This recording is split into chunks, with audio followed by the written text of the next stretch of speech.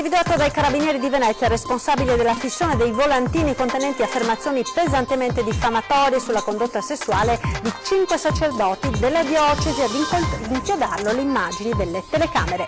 Rive irregolari allo storico cantiere navale di Sant'Alvise Venezia, che per questo rischia la chiusura. Un intoppo burocratico rischia di far scomparire una delle storiche attività della tradizione veneziana. Crescono le ore di cassa integrazione in Veneto, la recessione certificata dall'Istat non è una sorpresa per i sindacati confederali. Si è avvalso della facoltà di non rispondere il 60enne arrestato dai Carabinieri con l'accusa di aver tentato di uccidere il coinquilino a Jesolo. Dopo Rovigo, nuova polemica anche a Venezia, alla vigilia della celebrazione del Giorno del Ricordo, l'ANPI invita a non mostrare nelle scuole il film sulle foibe. È di nuovo allerta maltempo in Veneto per la pioggia in pianura e la neve in montagna, attiva da questa mattina la macchina della Protezione Civile Regionale a Venezia, acqua alta 120 cm. Grandi navi, il governo rinvia la decisione in attesa di una nuova analisi costi-benefici. L'onorevole Nicola Pellicani all'attacco, rischia di tramontare anche l'ipotesi Porto Marghera. Buonasera, ben ritrovati con l'edizione veneziana dei nostri TG. Non è rimasto a lungo anonimo l'autore dei volantini diffamatori apparsi a San Zulian contro il patriarca ed altri sacerdoti veneziani. Sentiamo. Una persona sarebbe stata individuata come responsabile dell'affissione dei volantini anonimi comparsi nei giorni scorsi in alcune zone del centro storico e contenenti affermazioni pesantemente diffamatorie sulla condotta sessuale di 5 sacerdoti della diocesi. A scoprire la sua identità, grazie all'esame delle immagini delle telecamere di sorveglianza nella zona delle affissioni, sono stati i carabinieri della Compagnia di Venezia. Sulla vicenda il patriarca Francesco Moraglia interviene intanto con una lettera aperta. Tali offese, scrive Francesco, hanno fatto soffrire e ferito profondamente la nostra Chiesa e tutti coloro che veramente la amano, servendola ogni giorno. Tale ferita, ancora sanguinante, dobbiamo viverla come discepoli di Gesù e quindi con il desiderio di perdonare. Chi veramente ama la Chiesa non compie gesti come quelli di cui siamo stati spettatori attoniti in questi giorni. Tutto ciò che di non vero e di gravemente offensivo è stato detto per diffamare il patriarca e alcuni sacerdoti in vita Moraglia diventi ora un momento di crescita per la nostra bella e amata Chiesa di Venezia. Meno propenso al perdono il sindaco Luigi Brugnaro, che promette punizioni esemplari per i responsabili. Gettare pesanti accuse sull'operato del nostro patriarca, dichiara in una nota, è uno dei gesti più vigliacchi che si possano compiere, soprattutto mascherandosi dietro l'anonimato di infamanti volantini appesi selvaggiamente a deturpare la bellezza di Venezia. Rive irregolari, lo storico cantiere navale di Sant'Alvise a Venezia rischia per questo la chiusura. È una tra le storiche attività della tradizione veneziana che rischia di scomparire per via di un intoppo burocratico. La competenza infatti sarebbe del demanio. È uno degli ultimi lupi di mare rimasti in laguna. Luca Casaril, 56 anni, è capace di riportare alle eccellenze di un tempo vecchie antiche imbarcazioni in legno come in ferro, eppure lo storico cantiere navale da lui gestito come artigiano è in pericolo. Siamo a Sacca Sant'Alvise a Venezia, in quello che è lo storico cantiere risalente a fine 800 scorso, un cantiere navale che dà da lavorare a ben 8 famiglie, un cantiere in salute e nonostante questo rischia la chiusura, pensate un po', per problemi di natura burocratica. Il fatto è di natura tecnica. A ottobre scorso al cantiere sono stati posti sigilli da parte del Provveditorato delle Opere Pubbliche per via delle irregolarità dei margini delle rive. Essendo il terreno di proprietà del demanio, i margini dovrebbero essere messi a norma da quest'ultimo insieme all'ex magistrato alle acque, così a detta dell'artigiano che occupa da 30 anni quest'area, per la quale pagava annualmente un affitto superiore ai 40.000 euro, contratto che però ora gli viene negato per via delle baruffe interne ai due enti, con in mezzo pure il comune. Riuscire a riavere un contratto di lungo termine per permettere di mettere in ordine tutto quello che è da mettere in ordine, comprese le rive, gli scali di Alaggio e Varo, in maniera di renderli moderni e non inquinanti. Qui per esempio abbiamo degli scali che hanno almeno 80 anni e che servono per tirare su le barche tipiche in legno di una certa dimensione e direi che questo è l'ultimo cantiere che rimane che può fare questi lavori nel centro storico di Venezia. Nel cantiere negli ultimi anni sono state riparate imbarcazioni storiche di grande pregio come questa che si trova in bacino San Marco, il Nuovo Trionfo, ultimo trabacolo, barca tipica da trasporto di fine 800 ancora galleggiante dell'Adriatico. Questo vecchio peschereccio lei l'ha voluto recuperare, perché qual è la sua idea? Allora, la mia idea era di metterlo a fare un servizio turistico un po' diverso dal classico tocca e fuggi, portare in giro dei turisti un pochino più avveduti con un'imbarcazione di un certo pregio e di una certa qualità. L'appello di questo noto architetto a non far morire un'attività tanto tradizionale e per questo prestigiosa. I vari soggetti non hanno mai operato nella maniera corretta, non sono state rifatte le rive quando era tempo e oggi di fatto la situazione è insostenibile. Ma a chi spetterebbe la competenza delle rive? La competenza delle rive spetta all'ex magistrato alle acque e di concerto con il concedente che è l'Agenzia del Demanio. Una nuova crisi come quella del 2009 sarebbe all'orizzonte, secondo i sindacati che temono per il futuro dell'economia veneta particolarmente colpita dalla congiuntura internazionale. Le ore di cassa integrazione nell'ultimo trimestre del 2018 sono tornate a crescere in Veneto per la prima volta da anni. La recessione certificata dagli ultimi dati Istat non è stata una sorpresa per i segretari dei 3 sindacati confederali. Veneto Lavoro ci dice che l'ultimo trimestre del 2018 in Veneto abbiamo perso 60.000 posti di lavoro. Quindi ci sono tutti gli avvertimenti e i segnali per capire che andiamo verso un momento, una stagione di grandi difficoltà. Una crisi che secondo le previsioni di CGIL, CISL e UIL in Veneto colpirà più duramente che altrove, vista la particolare esposizione della nostra economia alla congiuntura internazionale. Noi siamo preoccupati per quello che ci aspetta nei prossimi mesi, perché il rallentamento internazionale peserà sull'export e noi siamo una regione manifatturiera, quindi rischiamo che anche il rallentamento tedesco vada a influire sulla nostra capacità delle nostre imprese di esportare. L'economia veneta, sostengono i sindacati, non potrà essere risollevata da provvedimenti come il reddito di cittadinanza o quota 100. L'unica leva utile a invertire la tendenza sarebbe sostenere il lavoro con un piano di investimenti pubblici, a partire da infrastrutture come l'alta velocità Brescia-Padova.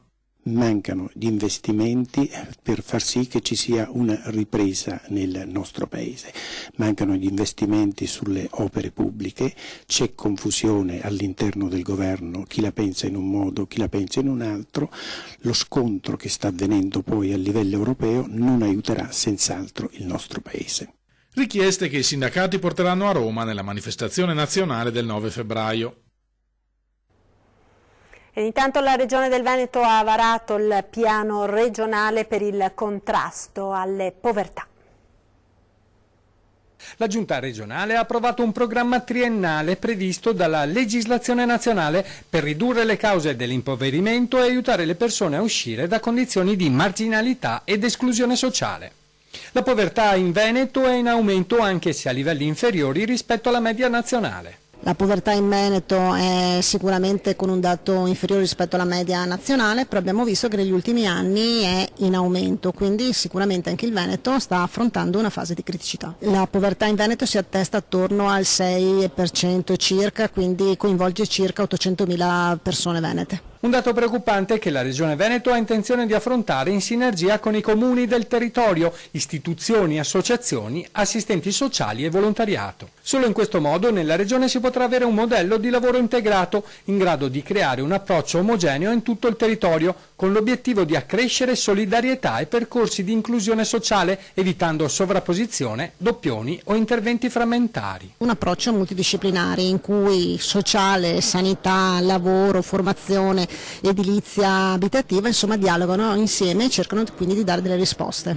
Per aiutare gli oltre 800.000 residenti che versano in situazione di difficoltà, spiega l'assessore Lanzarin. Già dal 2013 in Regione abbiamo sperimentato il reddito di inclusione attiva, misura di accompagnamento e di inserimento che abbina l'assegno di sostegno a percorsi personalizzati di aiuto. Interessanti poi i dati più recenti e quanti sono stati percettori del reddito di inclusione, e in Veneto gli ultimi dati rilasciati ieri dal rapporto dell'osservatorio dell'INPS arrivano a oltre 10.000 nuclei familiari per oltre 28.000 persone, che corrispondono più o meno allo 0,5% della popolazione in Veneto. La Regione Veneto ha il 6,1% della popolazione in questa condizione, che è la metà di quello nazionale, essendo il Veneto comunque una regione piuttosto ricca, insomma, però anche delle sacche di povertà. È in crescita, perché la povertà, gli effetti delle crisi economiche, della recessione si vedono a distanza di anni sulle famiglie, quindi è in crescita ed è quindi anche per quello che si sta facendo da alcune delle misure di sostegno. La cronaca ora resta in carcere, l'uomo arrestato dai carabinieri con l'accusa di aver tentato di uccidere il coinquilino a Jesolo. Si è avvalso della facoltà di non rispondere il 60enne arrestato dai carabinieri con l'accusa di avere tentato di uccidere il coinquilino nell'appartamento che condividevano a Jesolo Lido. L'uomo è comparso stamani dinanzi al giudice per l'udienza di convalida della misura cautelare in carcere. Il 60enne non ha reso interrogatorio, pur negando qualsivoglia responsabilità nel ferimento del 58enne col quale da qualche tempo coabitava in una palazzina in via Olanda. Il giudice ha confermato l'arresto e la detenzione dell'uomo nel penitenziario di Venezia. È all'ospedale di Padova, ancora in prognosi riservata, la vittima, che avrebbe superato le ore più cruciali successive al ferimento alla gola con un coltellino che ha affondato fin quasi alla giugulare. I motivi dell'aggressione non sono ancora chiari, anche se c'erano buone ragioni per pensare che tra i due, costretti a condividere lo stesso tetto garantito dal comune per il tramite di una cooperativa, la convivenza non era idilliaca. Lo confermerebbero le testimonianze, eppure lo sfratto notificato a uno dei due che avrebbe dovuto lasciare a breve l'alloggio. L'epilogo drammatico venerdì sera. E restiamo a Jesolo per raccontarvi di una rapina ai danni di un sedicenne del posto. Derubato del telefono cellulare del giubbotto sotto la minaccia di un taglierino, momenti interminabili di paura per un sedicenne di Jesolo che avrebbe dovuto incontrare un conoscente per saldare un debito. Il fatto risale allo scorso 23 gennaio, ma è stato reso noto solo oggi dalla polizia. Il ragazzino è stato aggredito mentre con la propria bici attraversava il tunnel che da Piazza Marconi porta al lungomare pedonale. Il sedicenne, accompagnato in commissariato dal padre, ha raccontato di essere stato bloccato da una persona con il volto coperto che, dopo averlo fatto inginocchiare, gli ha intimato di consegnargli i soldi sotto la minaccia di un taglierino. Assieme all'aggressore, altri due ragazzi, un minorenne e un maggiorenne, che agli investigatori hanno confermato le loro responsabilità come coautori della rapina. L'esecutore materiale è stato individuato e segnalato alla Procura dei minori di Venezia per rapina aggravata in concorso. La perquisizione delegata dall'autorità giudiziaria nella sua abitazione ha consentito di rintracciare ulteriori e utili riscontri. Restano da chiarire i contorni dell'aggressione ad una coppia di turisti francesi in vacanza a Venezia. La polizia procede d'ufficio. Ha destato clamore la notizia dell'ennesima aggressione in centro storico a Venezia. Ad essere stati presi di mira due turisti francesi, 48 anni lui, 26 lei, che si trovavano sul ponte di Rialto in procinto di rientrare in albergo. Ma stavolta non c'entrerebbero le bande di ragazzini che nelle ultime settimane hanno messo a ferro e fuoco la città, e probabilmente non si tratterebbe neppure di un agguato per un mero scopo di rapina. Quel che è certo è che in seguito alla colluttazione l'uomo ha riportato alla lussazione di una spalla giudicata guaribile in una decina di giorni, ed è stata la durata della prognosi a far finire il referto medico sul tavolo della polizia, che procede d'ufficio. Sentito dagli agenti, l'uomo avrebbe dichiarato di essere stato aggredito da una persona che con l'amica avevano contattato per motivi ancora oscuri. Sollecitato a sporgere la denuncia, il 48enne ha deciso di soprassedere. Durante lo scontro fisico la ragazza ha perso il contatto con la sua borsetta e da questa sono caduti oggetti personali e un portafoglio con pochi spicci che l'aggressore ha raffato prima di dileguarsi nel buio. La polizia sta svolgendo accertamenti per ricostruire l'episodio, che presenta contorni poco chiari.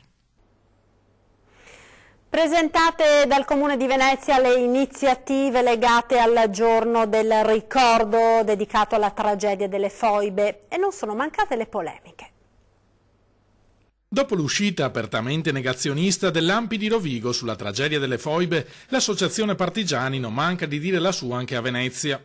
Per Gianluigi Placella, presidente della sezione Sette Martiri, l'episodio storico non va negato ma contestualizzato. Per questo l'invito è ad annullare le proiezioni per le scuole del film Red Land Rosso Istria, organizzate dal Comune in occasione del giorno del ricordo. La pellicola racconta la storia di Norma Cossetto, studentessa italiana stuprata e uccisa nel 1943 dai partigiani jugoslavi. Il pericolo è che quando si decontestualizza, cioè quando si fissa con un flash un'immagine di un momento storico, si possono trascurare tutti i precedenti che spesso sono causa delle conseguenze successive del futuro. Purtroppo ogni anno siamo abituati a sentire uscite poco corrette su questa tragedia, arrivata il presidente dell'Associazione degli Esuli, Alessandro Cook. Invito tutti a ignorarle e andare a vedere questo film. Per la prima volta, dal punto di vista visivo, in una scena, si vede l'infoibamento, cioè si vedono le persone che vengono gettate nelle foibe, qualcosa che abbiamo sempre sentito raccontare, abbiamo visto dei diagrammi, dei disegni, in una scena, devo dire, fatta molto bene, con grande efficacia e con grande veridicità, si vedono le persone che tragicamente vengono infoibate. Diffondere la memoria delle foibe, come quella della Shoah, è un nostro dovere civico, scandiscono invece dall'amministrazione comunale. Mi tengo distante da qualsiasi polemica, però io credo che negare o oscurare fatti accaduti sia un modo sbagliato e errato di far memoria. È il nostro compito, è una responsabilità civile anche di fronte a dei rigurgiti di negazionismo a cui abbiamo assistito in questi giorni, ricordare perché le giovani generazioni capiscano, perché ormai non ci sono quasi più i testimoni in vita. Linea alla regia, ora per pochi istanti di pubblicità. A tra poco.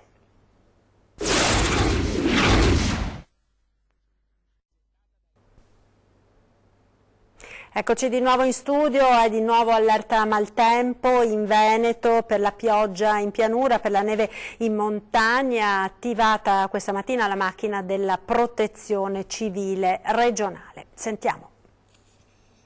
I quantitativi non sono tali da ingenerare particolari preoccupazioni. È comunque un territorio che è fragile perché è stato appunto duramente colpito da questi eventi, per cui la nostra attenzione rimane comunque alta. I bollettini valanghe indicano un grado di rischio da elevato a forte da oggi e per i prossimi giorni. La montagna veneta resta col fiato sospeso per la nuova ondata di maltempo che sta portando nevicate abbondanti in quota, più moderate nelle valli, gonfiate dai venti di scirocco. Nelle ultime ore le previsioni hanno dilatato nel tempo gli effetti della Big Snow, che stavolta si accumula su un terreno reso ancor più fragile dagli schianti provocati dall'uragano di fine ottobre. Questo fenomeno viene monitorato costantemente anche attraverso degli osservatori che vanno a misurare la neve in determinati punti, campi neve, proprio per capire l'evoluzione del fenomeno. Da stamattina a Marghera è stata attivata la sala operativa di coordinamento regionale in emergenza. La disponibilità richiesta è H24, mentre in contemporanea il Dipartimento Nazionale della Protezione Civile organizza riunioni nelle prefetture di Belluno e di Vicenza per esaminare la situazione e fronteggiare eventuali criticità. Il problema principale potrebbe essere quello legato alle viabilità eventualmente. Per quanto riguarda le aree che sono state individuate come aree a potenziale rischio, l'unico consiglio è quello di tenersi informati attraverso le amministrazioni comunali su eventuali appunto disposizioni particolari. In pianura piove, ma il rischio idrogeologico è al momento di livello giallo solo per i bacini dell'Alto Piave e della Pedemontana fra Belluno e Treviso. I venti di scirocco stanno creando condizioni favorevoli all'acqua alta Venezia. Da stasera alle 23 fino alle 9 di domani mattina il livello sul medio mare oscillerà fra i 120 e i 110 centimetri. Sarà dunque un weekend di maltempo. Sentiamo quindi nel dettaglio le previsioni con il nostro meteorologo generale Giancarlo Iannicelli. L'attore principale in queste ultime ore, un po' su tutta la nostra area, ma su un'area addirittura più imponente e più ampia che è quasi tutta l'Europa centrale, gran parte della nostra penisola, è una depressione, una circolazione ciclonica che ormai, come dicevamo, la fa da padrone. Cosa succede con questa circolazione?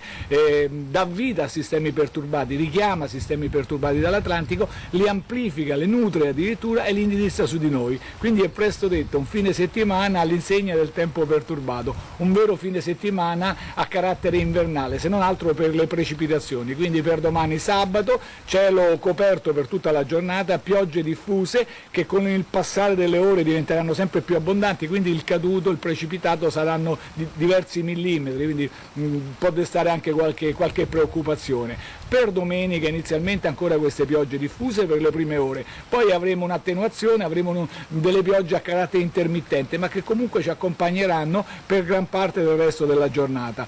Notizia positiva, da lunedì avremo un miglioramento sensibile, quindi tempo stabile per gran parte della settimana. Con questa situazione i venti sono moderati con rinforzi anche intensi dai quadranti settentrionali, le temperature, aria umida, quindi le minime nettamente al di sopra dello 0, 6, 7 gradi e le massime proprio per effetto dell'aria umida, nonostante, ripeto, il cielo coperto, raggiungeranno i 9-10 gradi. Non arriverà molto presto la soluzione del governo al problema delle grandi navi da crociera a Venezia. Sentiamo perché. Attualmente siamo in fase di approfondimento delle diverse ipotesi al fine di valutarne la fattibilità in termini di costi-benefici per individuare una soluzione che coniughi le esigenze di sicurezza, quelle di tutela dell'ambiente paesaggistiche, occupazionali e sociali, tenendo sempre conto della forte attrattività turistica di Venezia. Così il sottosegretario 5 Stelle all'interno Carlo Sibili ha risposto poche ore fa all'interpellanza urgente sulle grandi navi a Venezia presentata dal deputato PD Nicola Pellicani.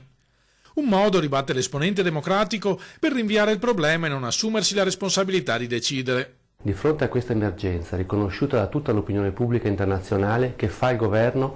Oggi in aula risponde che farà un'analisi costi-benefici, ovvero ancora una volta rilancia la palla in avanti di fronte a un'emergenza internazionale riconosciuta da tutti. Io credo che questo sia il momento di assumersi la responsabilità e di decidere. Le possibili soluzioni sul tavolo del ministro alle infrastrutture Danilo Toninelli, ha spiegato il sottosegretario Grellino, sono attualmente 13. Una sola di queste ipotesi, contenute in un report inviato al Ministero dal Porto di Venezia, è corredata da un vero progetto. Sul dossier, per ammissione dello stesso governo, si è ancora in fase di analisi preliminare.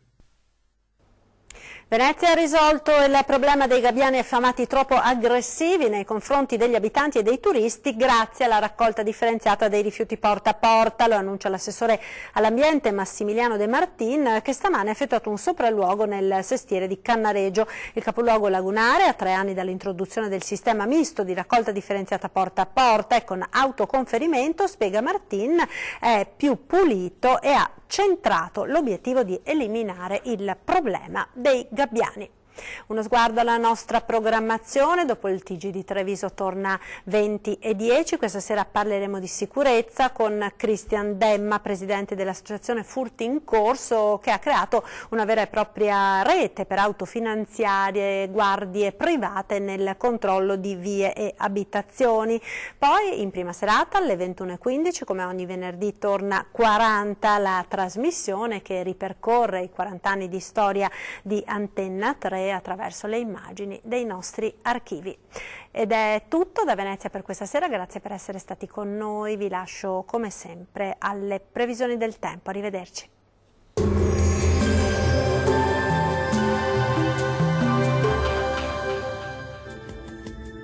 Ben ritrovati al meteo. Sarà un sabato all'insegna del maltempo. Vediamo il dettaglio. Sul Veneto ci attende una giornata caratterizzata da una spiccata instabilità. Il cielo infatti si presenterà molto nuvoloso con piogge frequenti e localmente anche di moderata intensità.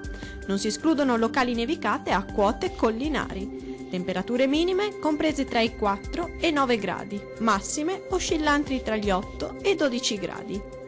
Vediamo ora che tempo farà sul Friuli Venezia Giulia. Poche novità, il maltempo intenso riguarderà anche la nostra regione. Le precipitazioni infatti risulteranno piuttosto diffuse un po' su tutte le province, con abbondanti nevicate sulle aree alpine. Temperature minime comprese tra i 9 e i 10 gradi, massime oscillanti tra i 10 e 13 gradi. Vediamo infine la situazione meteorologica del Trentino Alto Adige. Lo scenario sarà molto simile, infatti avremo condizioni di tempo molto instabile con piogge e con nevicate, localmente anche abbondanti, meno sui settori alpini di confine. Temperature minime comprese tra gli 0 e 3 gradi, massime oscillanti tra i 5 gradi. Dal meteo di Antenna 3 è tutto, arrivederci.